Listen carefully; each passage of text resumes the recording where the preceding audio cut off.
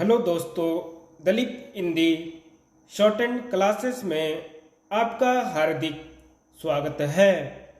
दोस्तों, आज की डिक्टेशन दैनिक जागरण की संपादकीय डिक्टेशन है।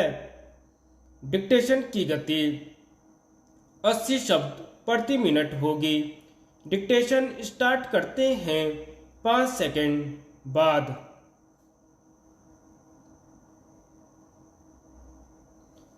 जातिगत जनगणना। कांग्रेस ने जिस तरह जातिगत जनगणना की मांग की, उससे यह साफ है कि वह अपनी रणनीति बदल रही है और उन क्षेत्रीय दलों के साथ खड़ी हो रही है जो यह चाहते हैं कि इसका पता लगाया जाए कि देश में किस जाति की कितनी संख्या है। यह समय बताएगा कि कांग्रेस जातिगत जनगणना की अपनी मांग के सहारे क्षेत्रीय दलों को अपने साथ खड़ा कर पाएगी या नहीं, लेकिन इसकी अनदेखी नहीं की जा सकती कि उसने लंबे समय तक सत्ता में रहते समय इसकी आवश्यकता नहीं समझी कि जातियों की गणना कराई जाए।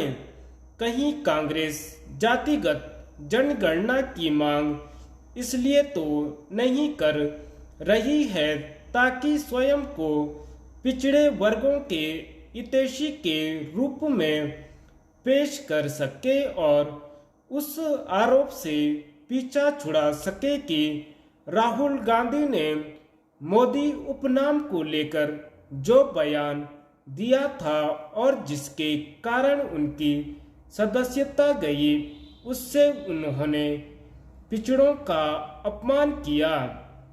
वस्तु स्थिति जो भी हो, कांग्रेस की ओर से जातिगत जनगणना की मांग इसलिए हैरानी का विषय है कि एक समय उसके नेता जाति विहीन समाज बनाने की बातें किया करते थे।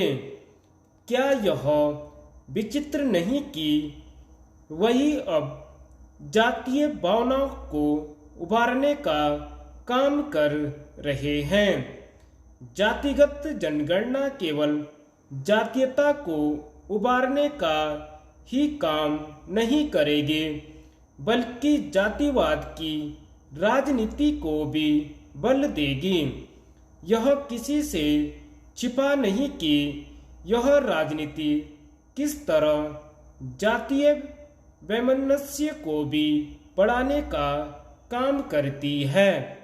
जातिगत जनगणना भले ही सामाजिक न्याय के नाम पर की जा रही हो, लेकिन उसका मूल उद्देश्य अड़ंगों पिछड़ों की राजनीति को धार देने के साथ इस पर जोर देना है कि जिसकी जितनी संख्या हो उसकी उतनी भागीदारी हो।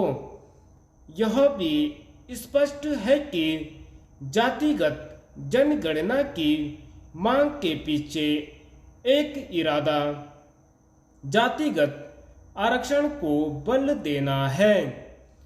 यह एक विडंबना ही है कि जब इसका अध्ययन और आकलन किया जाना चाहिए कि आरक्षण की व्यवस्था ने गरीब और पिछड़े वर्गों का कितना उत्थान किया है, तब जातिगत आरक्षण पर जोर दिया जा रहा है।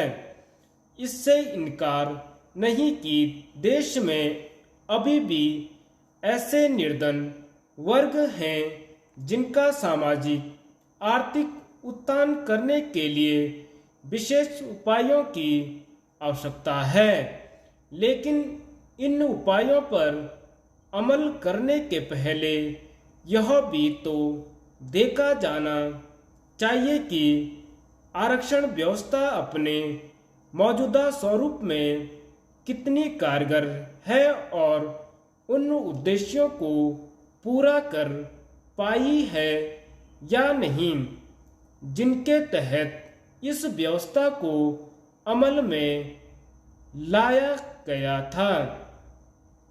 वास्तव में आरक्षण की एक ऐसी व्यवस्था बनाने की आवश्यकता है जिससे यह सुनिश्चित हो सके कि पात्र लोग ही यानी निर्धन वंचित तबके ही लाभान्वित हो सकें, क्योंकि वर्तमान में लोग पीढ़ी दर पीढ़ी आरक्षण का लाभ उठा रहे हैं, इसलिए वे तबके आरक्षण के लाभ से वंचित हो रहे हैं जो वास्तव में उसके